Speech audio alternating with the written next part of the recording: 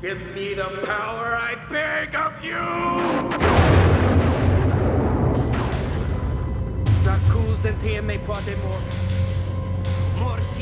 Hello, Now Playing listeners. This is Arnie, and are you ready to play with your toys? This past weekend saw two big releases about toys. Of course, there was Toy Story 4. That review is coming for free on our main feed this weekend. But then, a little bit of counter-programming, a reboot of Child's Play with Mark Hamill as the voice of Chucky. It's the 8th film in the Child's Play series, so whether you like your toys happy and friendly or evil and murderous, there is a film out this weekend for you. We reviewed Child's Play as our very first donation series way back in 2010. We've continued that series when new installments came out, like Curse of Chucky and Cult of Chucky, and we're picking it up again today with a review of the reboot of Child's Play. Brock Stewart and I seeing how this new vision compares to Don Mancini's original. Here's a clip from the show, and I'll be back to tell you how you can hear the entire Child's Play retrospective after it. Yeah, these are all setting up characters. I also think it's setting up kills here in the neighborhood. I mean, what else are you going to do? Will this movie take the risk? I know it's R-rated. It's not PG-13. Will some of these kids be killed? Pug is not killed.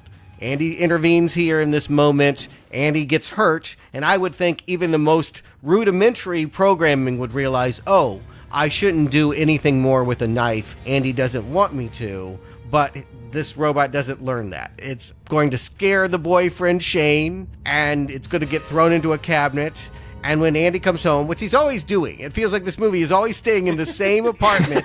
It can't afford to go anywhere else. People are just always leaving and then walking back in the next scene. But when he walks in, reflected in the broken glass of that cabinet, we see, very faintly, a dead cat in a pool of blood. Yeah, and Chucky's face. I do like some of the shots in this movie, and that was one. I like that Andy doesn't see it, but we do. And yes, the cat is dead, and we're a half an hour into this movie, and we are starting to get to kills, but very slowly. We're going to have quite a bit about the cat, and then finally, we're also going to get to Shane. This 10 minutes is going to be Shane's 10 minutes of the film. So why did he do that? He didn't kill that cat when that cat scratched him. Because Chucky replayed Andy saying, Shane's such an asshole, Shane's such an asshole, Shane's such an asshole. So Karen takes the doll away.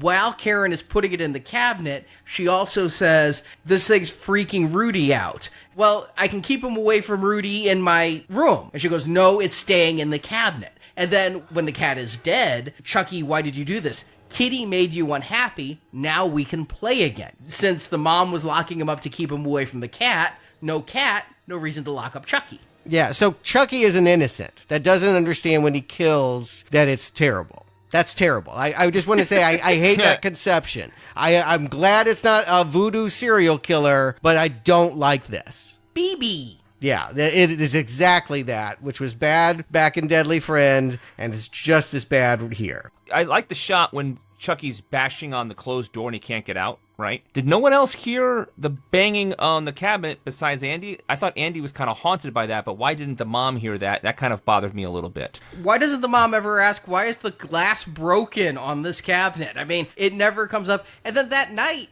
if Chucky is so innocent, why is he standing over Andy and playing the sounds of the dying cat? That's not something a best friend would do. That's like, are you trying to creep him out? This doll doesn't learn. This doll follows the script. It needs to be creepy and it needs to kill because that's what this movie is.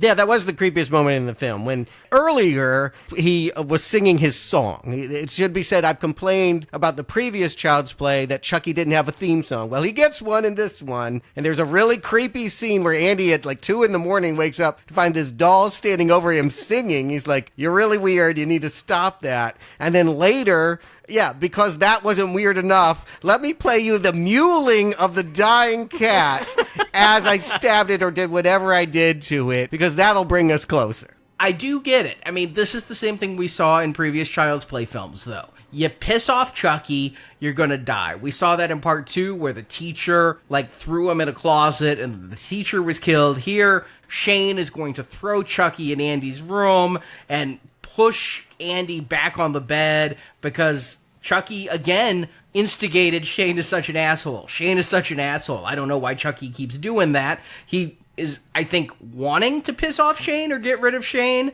but when Shane gets physical, Chucky's going to follow him home and get physical back.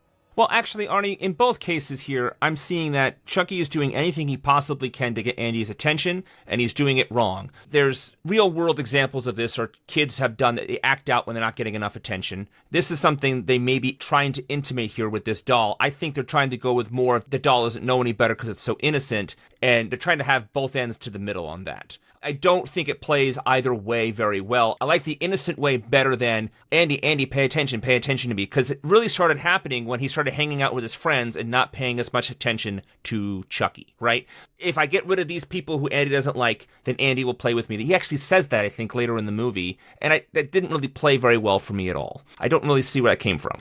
It's interesting, Andy is still protective of him when he kills the cat. It really is the Shane death that gets him to change his mind about remaining friends. Right, and he's actually scared at that point as opposed to he's protective of him with the cat, which the cat should have clued him in just fine. Totally. I mean, even strangling the cat was bad. When he finally killed it, yeah, I mean, you definitely call up the manufacturer. That's a serious violation. I understand that it would be difficult to convince your mother, hey, the doll killed the cat. By the same token, covering up for the doll isn't exactly the best way to go either. I think this is the moment you get rid of the doll is when it kills the cat. So I asked, do you guys believe that they bonded? Do you believe in the moments, and they've taken some time to do it, do you believe Andy and Chucky are friends? I have to believe there's something there because the movie tells me that in a couple of scenes. But honestly, I feel like Andy's been ignoring Chucky because he has human friends. I mean, right. When he was watching Texas Chainsaw, he glanced over at Chucky, but Chucky was along for the ride. And when they introduce Omar, Andy is off with his two friends and leaves Omar there trying to stab for Tupac, which I don't even know. That's not 1988 and that's not 2019. I don't know where the Tupac reference comes in. That kid was not born when Tupac died. But you guys don't get a sense that there's you don't feel a strong connection of you want to see these two be friends. It's not going to be tragic when one turns on the other. Oh, God, no. Oh, no. Okay. No. They tried to set that up. Don't act surprised that I've asked that question.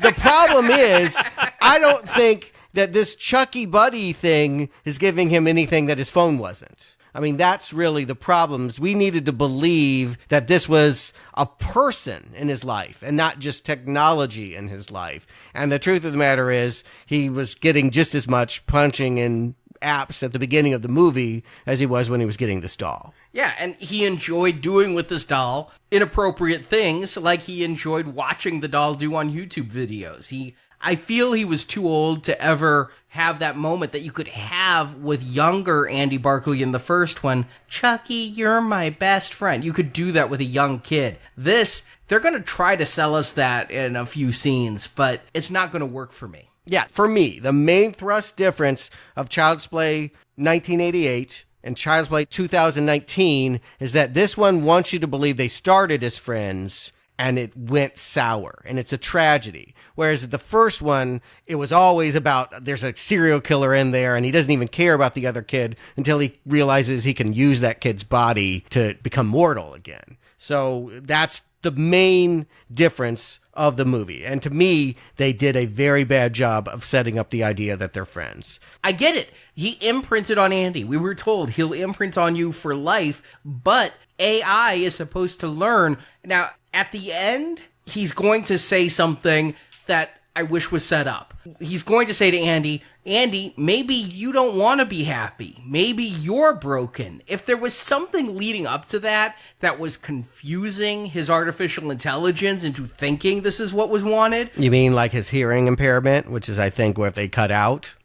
I don't know. Yeah, I think that's exactly what he was referring to. And some comment cards came back saying, how dare you? But now we're in the middle act, and this is all about the killing, right? Now we can finally just get to the slasher part, because that is allegedly what everyone is here for, is we just want to see a doll kill some people in some fun ways. This movie has not been fun up to this point, but hopefully, now that we have Shane, the bad boyfriend, going home to a real family, like now we can openly hate him. Yeah, it's one thing to kind of yell at Andy and drink beer and tell him to shush, but it's quite another thing to, be leading Karen on. And that's the final nail in the coffin for our boy Shane here. Let's talk about this kill, because this kill... What time of year is this movie happening? Yeah, let's start there, because I would think if you were launching a Buddy 2 doll, you would do it before Christmas. But this movie is in the doldrums of January. He's removing Christmas lights. It is January? I would assume so. No, it can't be January, because there's fresh watermelons in the watermelon patch in his front yard.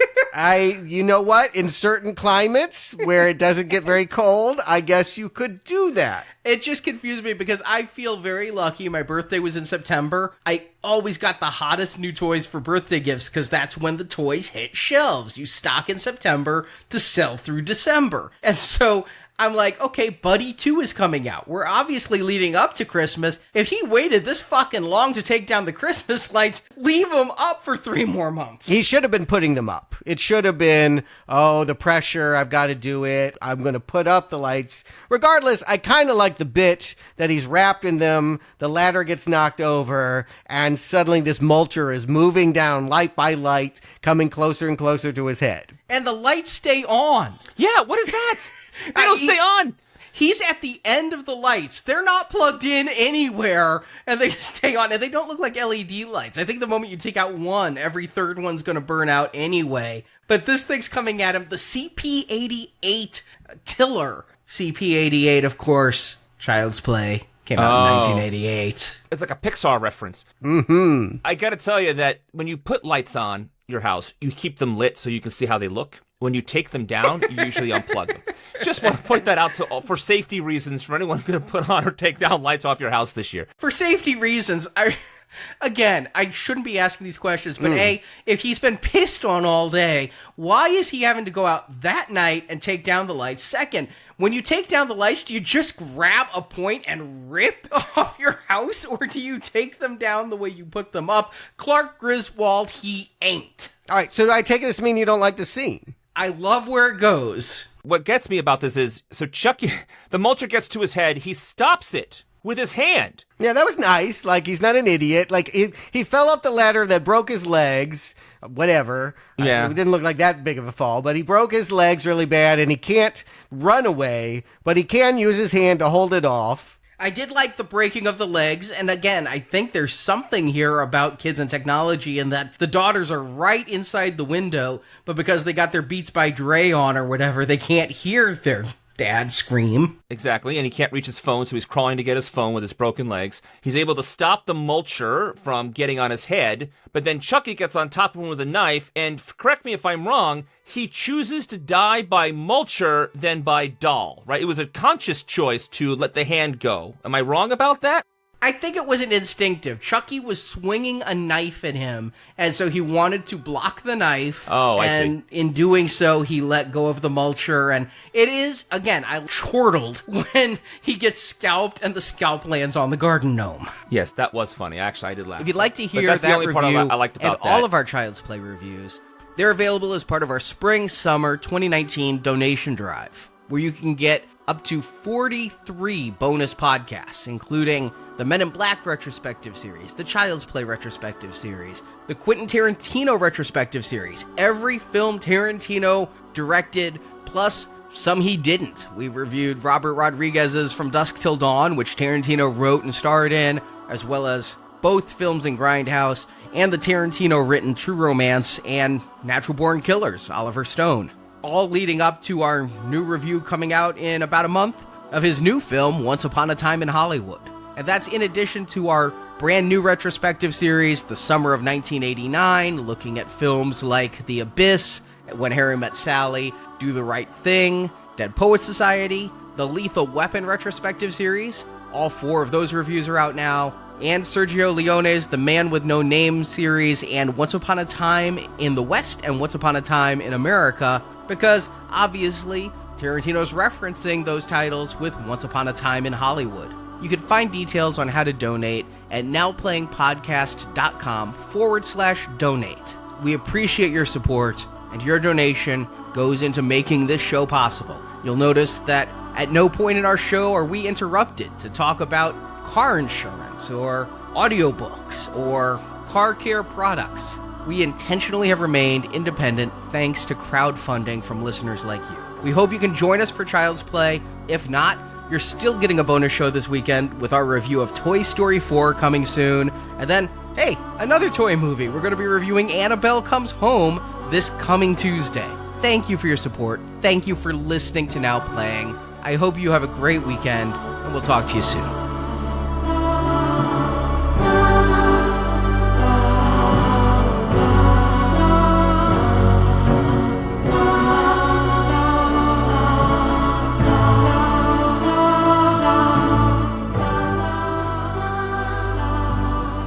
Friends to the end, remember?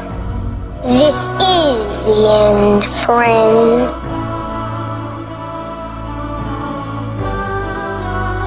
Your support helps keep Now Playing on the air. Child's Play and all the Child's Play universe contains is the intellectual property of Universal Pictures, and no infringement is intended. Now Playing is a Venganza Media production, copyright 2019, and no part of this show may be reproduced, repurposed, or redistributed without the written permission of Venganza Media Incorporated. All rights reserved.